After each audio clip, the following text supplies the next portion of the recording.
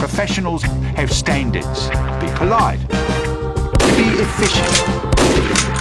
Have a plan to kill everyone you meet. Because at the end of the day, long as there's two people left on the planet, someone is going to want someone dead. Welcome everybody to Touhou 14.3 Impossible Spell Card, or more commonly known as the Seija game, one most ignored and less talked about official Touhou games, but I honestly don't know if it's better to have your existence completely ignored or have your reputation as bad as Violet Detector, but maybe we'll talk about the Greek tragedy of a game some other day, since we are starting to review every single Touhou side game now, I guess. This game came out more than a decade ago in 2014, starting to feel old yet? But was mostly unexpected for the most part. Zune announced it 1 year after the release of Touhou 14 in a random livestream, because I guess he had to put out something in 2014 to compete with the release of Super Smash Bros. For the Wii U, and he lost in the end. Nowadays, when you see people rarely bring up the side games of the series, they 80% of the time either reference the photography ones, with a lot of unfair hate on Violet Detector despite not realizing that hating on Sumireko is not cool anymore, or very worse, a game which we already talked about on this channel. But why a Seija game of all things? Well, my personal theory is that Zune wanted to prevent the new forming Seija fanbase to become just like the Sakuya one by giving them a standalone game before they could start begging him for one to hell and back every time he released something new. So why is this game so ignored? It seems fairly standard from the outside and clearly didn't have the same attention that other side games had. It just released and was forgotten in a week's time. I guess it's time to finally dust this game off and see if we might actually have a really underrated game on our hands. So without further ado, let's see if this revolution was an ignorant success or an understandable failure. Okay, so for the game story, I can actually sum up this game plot very easily this time around without spending 8 minutes on it like the Marine Benefit video. After the events of Touhou 14, where Seija tried to pull the biggest prank of all time by feeding everyone in Gensokyo with steroids because she thinks that she's the Joker and that we live in a society, she basically lost her castle, became homeless, and is now on the run from everyone in Gensokyo with a 5-star wanted level, without even the ability to call Lester to save her ass. The game starts with her trying to add a Misty Lake, as if she didn't stick out there like a sore thumb among the fishes and the homeless kids roaming around the area, and meets Yatsuhashi, who tries to have a main character moment by trying to catch Seija, deluding herself into not believing how 98% of Touhou fans can't even pronounce her name. Well, Yatsuhashi actually has a hidden trick up her sleeve and pulls out the most bullshit spell card ever seen in the history of Gensokyo until that point, and Seija, being the fuck the rules girl that she is, decides to also cheat herself and pulls out her array of totally not stolen items to help her survive 10 days in Gensokyo, like if she was in a Mr. Beast challenge video. But at the end of the 10 days, instead of receiving $1 million in cash, the game gives you a huge congratulations and lets you know that while yes, you have won the Mr. Beast Gensokyo Survival Challenge, you basically didn't get jack shit in the end, and Seija is now friendless, jobless, and homeless, just like you, the player, which isn't that big of a deal for her since she's such a femcel that she can't even make friends anyway, if whatever is going on with her and Shimi can even be considered a friendship, with her also appearing at a certain point in the game to tell Seija, "It's over, Seija, billions must surrender." The game follows the same stages formula as the photography ones. You have a certain number of spells per day and you need to complete 75% of them in order to move on to the next day, as they progressively get harder and harder. In each stage, your main goal is to basically capture the spell card you are facing with the help of these item tools that you can select before going into each spell card. You can place items either in the main slot or the sub slot after you unlock it on the 5th day. The main items can be used by pressing the bomb button, while the sub items act as passive buff for Seija. There are a total 9 items in the game that you unlock as you progressively go through the days, and you might as well cover each of them to see what they do and how can they help. The Nimble Fabric, which is the starting item of the game, allows you to become invincible for a few seconds and phase through bullets without being able to shoot nor move, while the sub version of it allows you to still use it but with 2 charges and only when your main item is out of charges itself. The Tengu's toy camera basically allows you to turn this game to shoot the bullet by giving you the same camera ability to destroy bullets in front of you, while as a passive it increases your unfocused movement speed, just like Aya's ability card in Touhou 18. Yukari's Gap Umbrella basically makes you think that you are playing as Yukari in the fighting games, making you teleport to the sides of the screen when near them, while her passive one is very peculiar since it still allows you to use it as if you were using it as a main item, but you have less invincibility time when you teleport to the other side of the screen. Bloodthirsting Yin Yang Orb. While used as a main item, it allows you to pull a Dragon Ball teleportation technique on the enemy and teleport right in front of them, while as a passive it allows you to starve to the brink of death just like Reimu and makes your hitbox smaller. Just make sure to not teleport in front of the boss and die. Marisa's Magic Bomb. The main ability allows you to access Seija's deep knowledge of the Anarchist Cookbook and makes you able to place a bomb that explodes after 3 seconds and destroys all the bullets near it, while her sub one allows you to clear bullets around you every time you use your main item. And honestly, I fucking love this item. It's so strong in almost every single stage, and it's so fun to bring the boom every single time on every spell card. Yuyuko's Ghost Lantern. It allows you to gain invincibility for a short amount of time, while our passive one allows you to use your main item as a death bomb in a kind of way, which is, well, while the main item completely negates some spells, the passive one is just really useless in the end. Mamizu Substitute Jizo. Yeah, you can't escape the Mamizu appearances even in this game, sadly. The ability is really simple. It allows you to survive extra hits as you add more lives instead of 1, while the passive is the same thing but just gives you 1 extra life instead of like 3 or 4. It's kind of a broken item since it completely breaks the game design in general of how this game is designed, but it's kinda boring to use compared to Marisa Magic Bomb for being an OP item. The Cursed Decoy Doll, which I still have to understand if it's an item referencing Kaguya or Alice. It allows you to place a dummy doll that tracks Danmaku shots toward itself instead of Seija.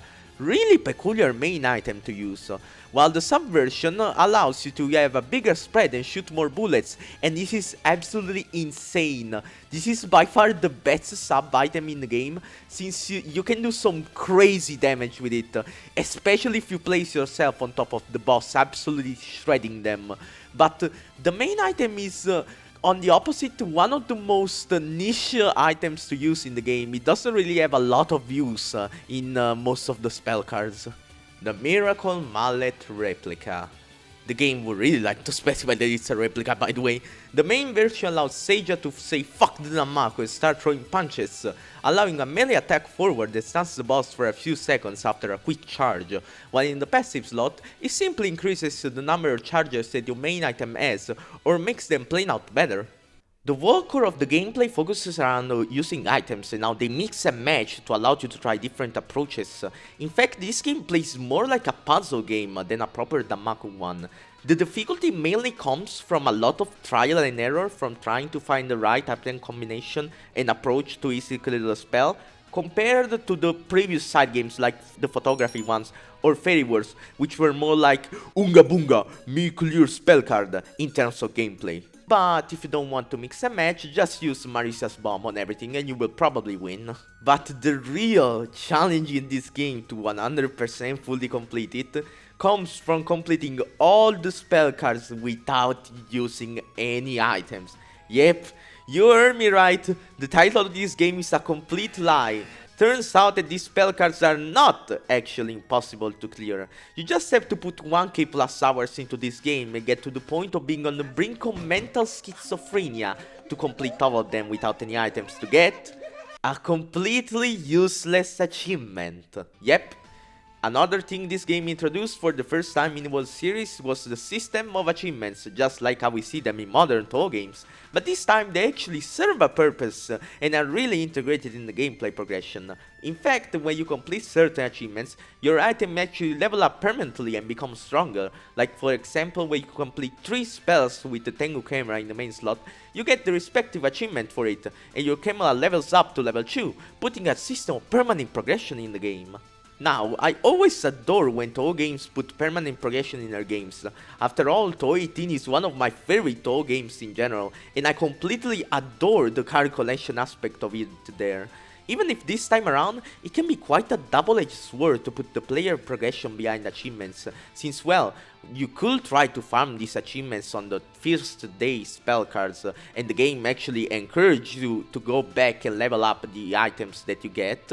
You have to remember that this game is all based on finding the right combination to win, so not all of these items that you need to level up are like fit even for the easier spell cards, making some achievement grinds just a pain in the butt in general. The trial and error aspect of this game is honestly not too frustrating in my opinion. Spell cards are not even that long, and it's fun to actually think of the right tool for the job to resolve them, and maybe try some fuck it with balls threat once in a while on some spell cards and see if it actually succeeds.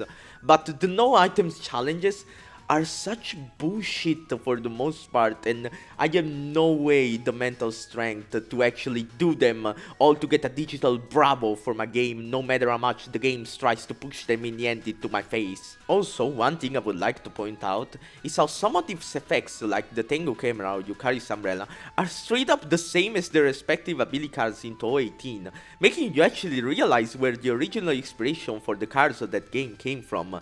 As a wise man once said, the more Touhou 18 reference, the better the game. As on the overall difficulty of the game, yeah, the game is hard. Like, really hard as expected from Touhou side games.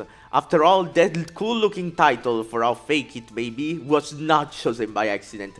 If you really struggle with the trial and error mechanics, I don't really recommend playing this game, but if you are willing to put up with some of the bullshit scenarios at time, it can be quite satisfying to clear and have fun with item combos. Huge congratulations to Remy for having the worst spell card I have ever seen in an official Touhou game.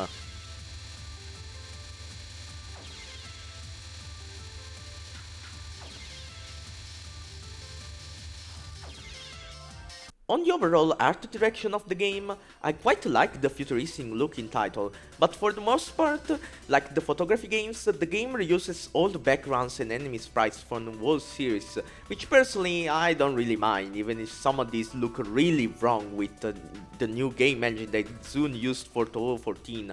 Since the graphical jump from 13 to 14 was enormous, so it's weird to see a fully detailed Seija fighting a badly upscaled Kane on the same screen. You also got the most random ass people ever showing up in these stages, even people would have literally zero reason to try to capture Seijas, like Seiga. No, like really, what the fuck is Seiga doing here? That girl compared to Seija is a motherfucking psychopath. Anyway, lastly, onto the music. The game only has 9 tracks in total, making this actually the Touhou game with the smallest soundtrack in the series if I'm not mistaken, but feel free to correct me down in the comments if I'm wrong. First, these tracks are just reused from old Touhou games, which makes this game total of original tracks just 5. 3 of them are reused from Double D in character, and the other one is just Aya's theme from Mountain of Fate, since Zune didn't have the courage to beat the Aya's is Zune girlfriend allegations of the time. But for the Double D in character ones, I don't really mind them being reused, since, you know, the game is supposed to be a small sequel to that game, and I actually really like the soundtrack, since Sakuya fans can't accept the fact that the title for most hard rock Touhou theme was stolen from them by a cute mermaid who likes singing and collecting petty rocks of all things. The actual original tracks are quite good for the most part. The title screen theme, while not as good as the totally goated Spirit of Avarice or Easter Night, is on the better side of Touhou title themes in general, and it's actually quite catchy when you are spending time organizing your item builds and deciding what spell card to challenge next. While for the other 4 themes that play in the stages, I really like Cheat Against the Impossible Danmaku. It's a track that packs a lot of it for something as short as a singular spell card, and oh god, that drop is actually gorgeous!